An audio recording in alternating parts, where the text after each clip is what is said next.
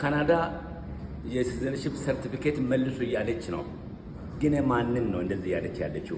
ብዙዎች ሌላ ነገር ጋር አገናኝተው እነሱ የተጠየቁ መስሏቸው እንደዚህ የሚያስቡ ያሉም አሉ።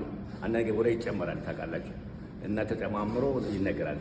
ስለዚህ ሰርቲፊኬት አዲስ ሲቲዝንሺፕ ሰርቲፊኬት መልሱ የተባሉ ያሉት በዝርያ ቢል C3 በሚባለው በወጣ ህግ መሰረት በዝርያ የዜግነት የጠፋባቸውን ሊወስዱ ተፈቅዶላቸው የወሰዱትን ነው። ወደ 4000 አካባቢ ነው የወሰደው። ከዛ ውስጥ ግማሽ በላይ ከአሜሪካ ነው። አሜሪካኖች ብዙዎች አሁን በሚሆነው ነገር በትራምፕ ምናምን እየተበሳጩ ካናዳ ዜጋ መሆን ፈልገው ነበረ። ግን ስለዚህ ይሄ ነገር አሜሪካ በዝርያ የወሰዱትን እንጂ የሚመለከተው ሌላውን ስለማይመለከት እንዳታስቡ።